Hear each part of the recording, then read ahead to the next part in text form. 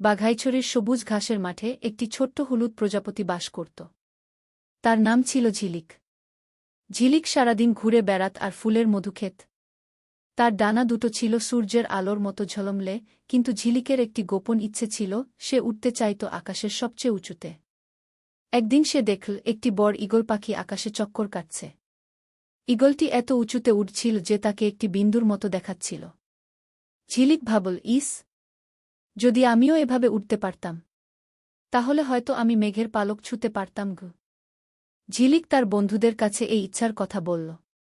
মৌমাছিরা বলল, আরে ঝিলিক, তুমি প্রজাপতি, আমাদের কাজ মধু সংগ্রহ করা, আকাশে ওড়ার স্বপ্ন দেখা নয় কি? ঘাসফড়িংরা হেসে বলল, তুমি কি ঈগল হতে চাও? ওটা তো তোমার কাজ নয়। ঝিলিকের মন খারাপ হয়ে গেল, কিন্তু তার স্বপ্নটা সে ছাড়তে পারল না। সে ঠিক করল সে অনুশীলন করবে।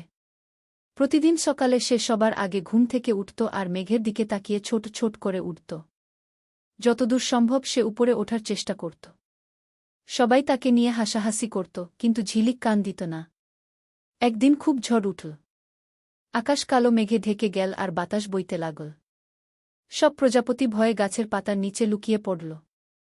কিন্তু ঝিলিক সাহস করে উঠতে লাগল। সে বাতাসের সঙ্গে লড়াই করে উপরে উঠতে লাগল।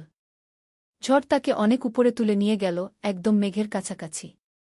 ঝিলিক দেখল সে মেঘের ভিতর দিয়ে উঠছে। মেঘগুলো তুলোর মতো নরম। সে আনন্দে মেঘের পালক ছুঁয়ে দেখল, যেমনটা সে স্বপ্ন দেখেছিল।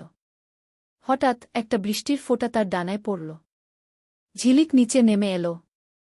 যখন ঝড় থামল তখন সব বন্ধুরা অবাক হয়ে গেল। ঝিলিকের ডানায় বৃষ্টি আর মেঘের ফোঁটা লেগেছিল, যা সূর্যের আলোয় রামধনুর মতো জ্বলজ্বল করছিল। তখন সবাই বুঝতে পারল, ঝিলিক শুধু উঁচুতে উঠতে চায়নি, সে তার স্বপ্নের পেছনে ছুটেছিল। ঝিলিক সবাইকে বলল, স্বপ্ন দেখা আর তা পূরণ করার জন্য চেষ্টা করা খুব জরুরি।